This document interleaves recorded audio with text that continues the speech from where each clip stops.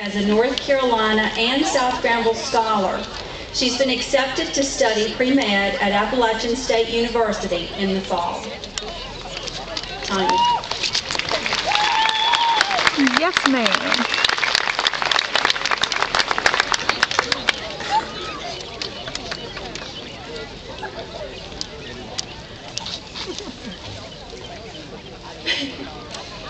Ladies and gentlemen, parents and teachers, graduates, welcome to the beginning of the rest of your lives. Today is very much a day of celebration. The gown you wear and the cap that sits on your head are more than garments of the occasion. They are representations of the obstacles you have overcome to reach this point. We have been through a lot, seen many things, and we have learned lessons that we will take with us everywhere we go. As we prepare for this journey, look back on the things we have seen and done. The most important lesson in high school was not something that we learned in a classroom. It was not taught by a teacher, and it did not require homework. The most important lesson that we learned is how to be ourselves and still reach success. Your very presence today shows that. So congratulations, you have what it takes to get here. As a class and a school, we have achieved. This is the moment that defines us. From this point on, we are no longer high school kids who rely on those around us for support. Though support will never leave us, we can now stand firmly on our own and succeed. Our futures are in our hands. I urge you to take the reins and try. Just as you have overcome many things to earn your seat here today, many challenges lie before you. I'm confident that each student sitting here has received a more than adequate education that will carry him or her through each of those challenges. Never forget those who gave you that education, as they are very important in your lives.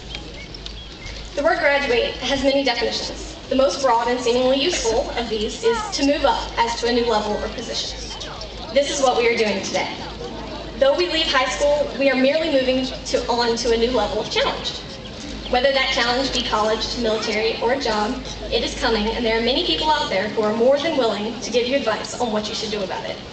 Unfortunately for you all, that's why I'm here. Considering the fact that I know that I'm the same age as every other graduate here, I had to reach out to an older and wiser source of advice. Sorry. I'm falling apart. A man named Russell Barker gave a graduation speech in 1995 in which he listed off 10 things that graduates should do as they enter the real world. One of his points struck me as something that pertains directly to high school students. He said, "Listen once in a while. It's amazing what you can hear. On a hot summer day in the country, you can hear the corn growing, the crack of a tin roof buckling under the power of the sun. In a real old-fashioned parlor, silence so deep you can hear the dust settling on the velveteen settee. You might hear the footsteps of something sinister gaining on you, or a heart-stoppingly beautiful phrase of Mozart that you haven't heard since childhood, or the voice of somebody, now gone, whom you loved. Or sometime when you're talking up a storm so brilliant, so charming, that you can hardly believe how wonderful you are. Just pause for a moment and listen to yourself. It's good for the soul to hear yourself as others hear you. And next time, maybe, just maybe, you will not talk so much, so loudly, so brilliantly, so charmingly, so utterly, shamefully foolishly." So let this be the final lesson of high school. Let this be the one thing that you take away from the school. Know how to listen. Know when to just breathe. Know when to step back and see yourself for the success that you really are. You should do that first. As for the rest of the lessons of high school, they should also be remembered. The things we have learned from our teachers should not fall to the wayside as we continue in life. So before you leave here today, find that teacher who truly taught you something important, and thank them for what they've given you. It's more valuable than any graduation gift. The teachers here are rarely given the recognition they deserve, so go ahead and let them know. As for the other people in this minivan that carried us through our journey of high school, don't forget to thank them. Any administrator or advisor or guidance counselor who has truly cared also deserves a big thank you. Tell them too. Remember to look back to the people behind you in those stands. Parents and family members had a big impact on how you got here. Thank them too. Without them, where would you be? Last but not least, it is important to thank your friends.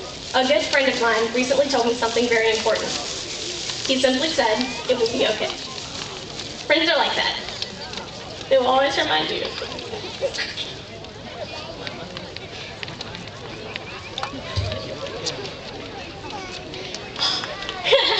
One more paragraph, I swear.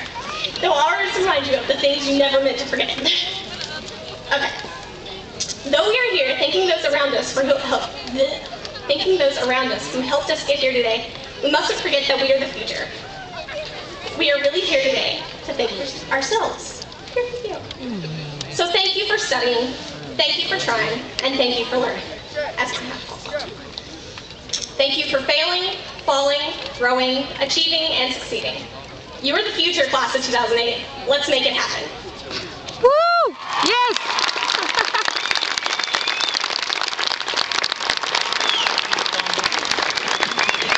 There you go, baby girl. Thank you, Tony.